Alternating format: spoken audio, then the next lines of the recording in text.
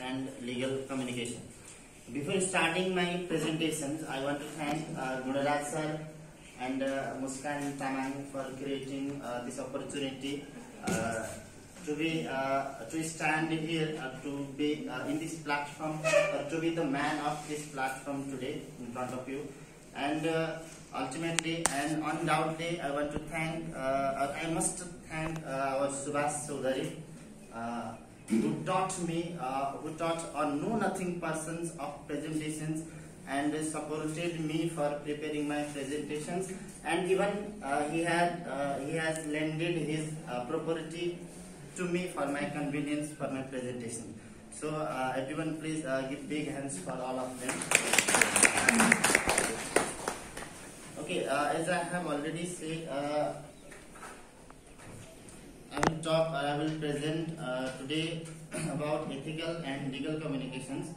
Then my overview will be, or I will go through today ethics, and then first is ethics and ethical and legal communication, and third is principles of ethical and legal communications, and then unethical communication. At last, I will be dealing with ethical dilemma and ethical lapse.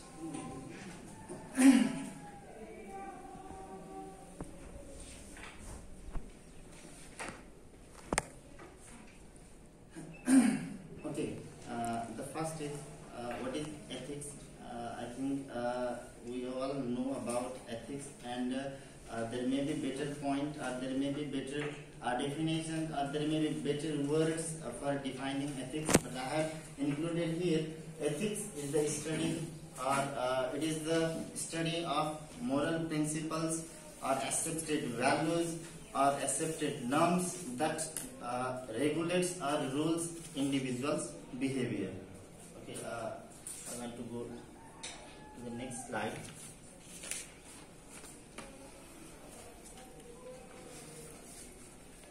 Okay, next slide represents ethical and legal communications, and here the first point is here.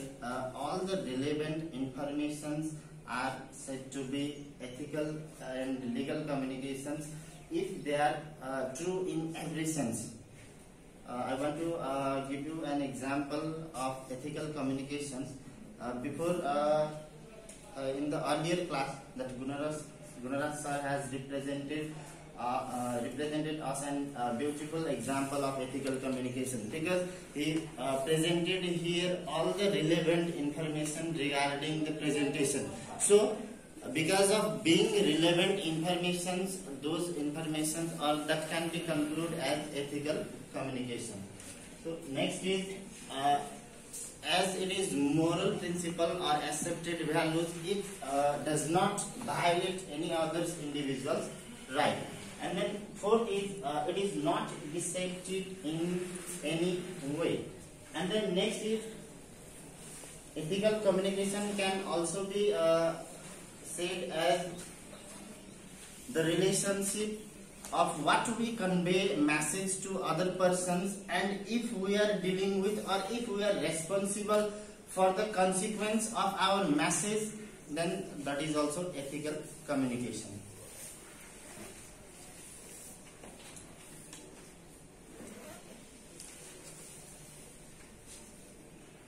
Okay, here I have inserted an image, a photo, and many individuals are there, and the upper symbols are symbols shows that they are communicating to each other, or they are communicating among the communication is being done among the individual, and you can see there they are standing in a position or a defined place.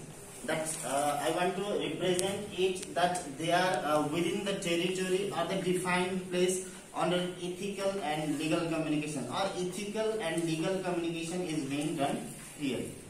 And the principles are the principles of ethical and legal communications are: the first is beneficence, and second is non-maleficence, and autonomy, and veracity and justice. Now I want to come with reading of beneficence. As it is as legal and ethical communication is accepted principles or values, we can conclude that it promotes good for everyone. Or ethical communication can be assumed as it promotes good for everyone and it is beneficial to everyone. And then second is non-maleficence. Before preparing my presentation, I was unknown about the word, the meaning of word non-maleficence. Then I went to Google and I typed non-maleficence, and then only I came to know non-maleficence is to harm no one with our words while communicating.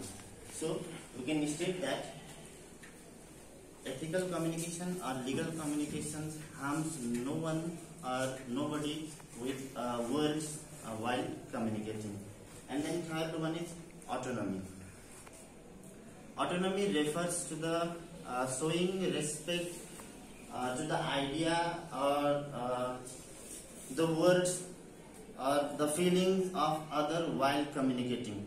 I think it may be exactly what you all are expecting from me while I am communicating or while I am delivering about ethical and legal communication. Then the next is veracity. Veracity is simply honest. While communicating, honest may represent or may lead to free flow of important information, or honest may lead to free flow of important information while communicating. And then last is justice. Justice, or it can also be said as a term as fairness. While communicating, there must be fairness. Suppose if we are communicating as a leader of an organization, and we are saying something, or we are representing our company or our organizations, then we must show justice. That means our information must be fair enough regarding our organization or an office.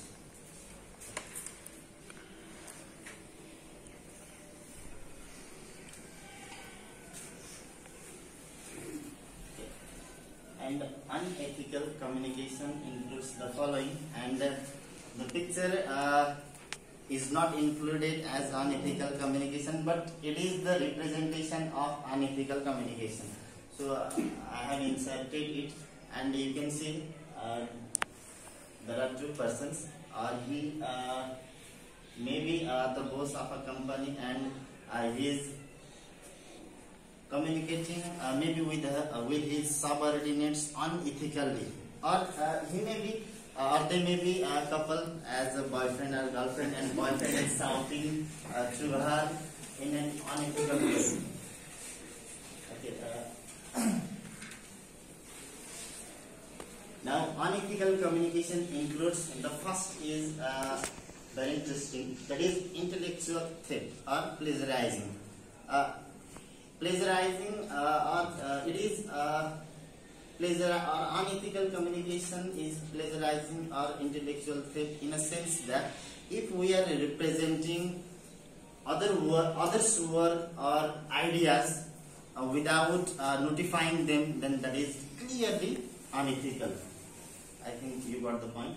And the next is omitting essential information.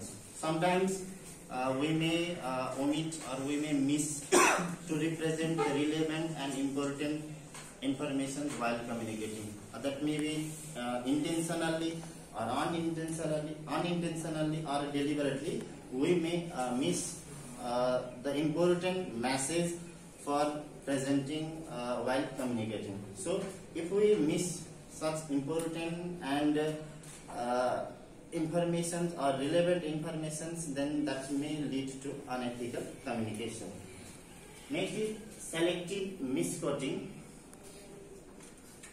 While communicating or while presenting, if we are using others' saying or others' photos, then they must be within the inverted comma, or there must be their names or the representatives named while quoting their sayings. The next is misrepresenting number.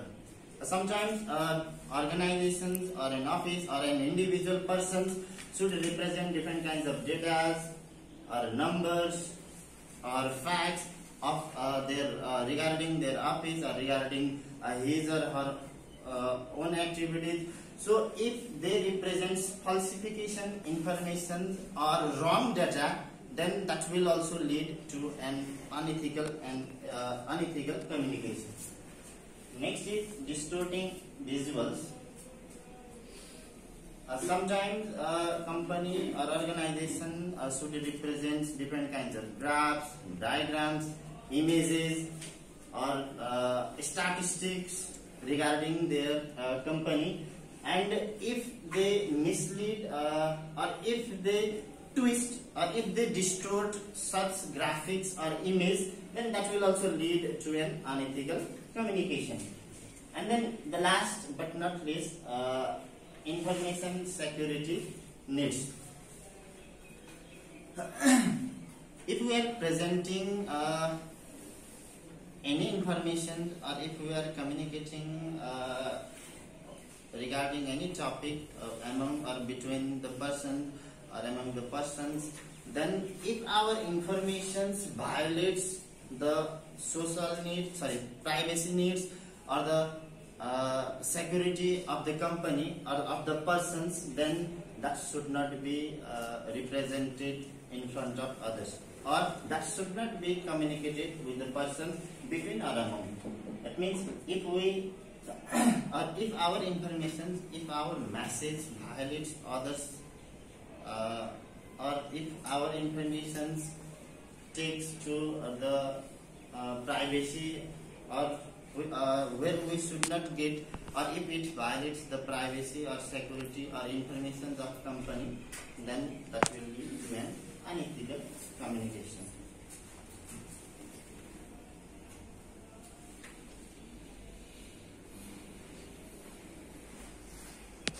Okay, ethical dilemma. Here is a picture, and this one for thinking. He is thinking either the painter has painted white or grey, or which color he has painted on my wall. He is thinking so. Is it? Do you think that he is thinking of that paint or of that arrow? Why the painter has not painted it so well, or it is quite blurry? Is he thinking so? Maybe. It's my questions to you. Is he thinking so? And I'm not expecting these types of response from you. So is he thinking so what I have just said to you? I think he is thinking he should go left or right. Yes, thank you so much. I was expecting this. Okay, he is in ethical dilemma. He is thinking either which side is right or either which side is wrong. Which side he has to go, either left or right, or either this way, either that way. So it's an ethical dilemma. Okay, about ethical dilemma.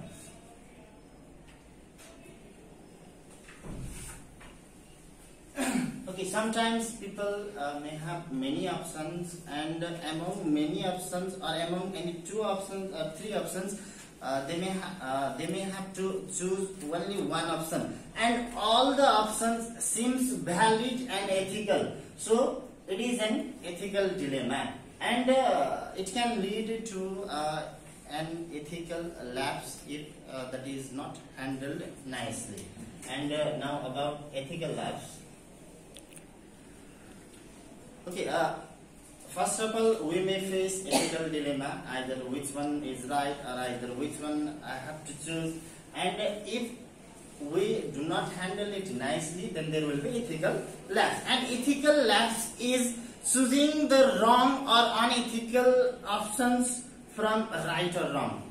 It is written, facing a choice between right or wrong and making wrong choice. So it may lead to either judgmental or judgment that gives harmful result to organizations.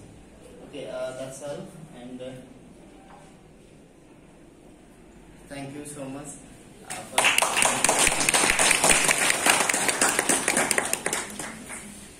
So, dear students, if you have any comments or any feedback Yes, that you would like to extend, please feel free I for your expect comments. feedback, and more than feedback, I expect suggestions from you, because it was my first presentation in my life. I have never got chance, or I don't know why.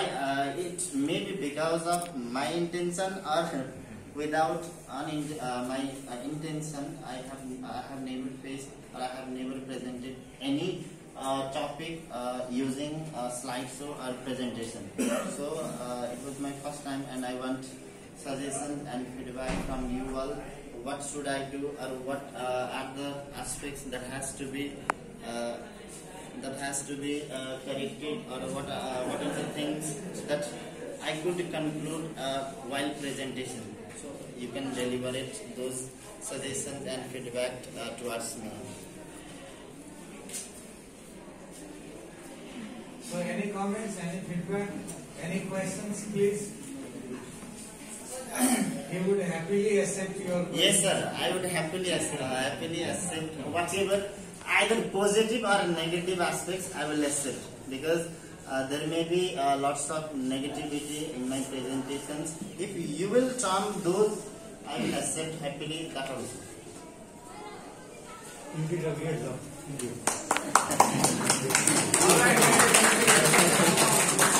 Okay, thank you, sir. So, thank you very much for That your was my time. We got speechless. That's because of humbleness of Muskan Taman.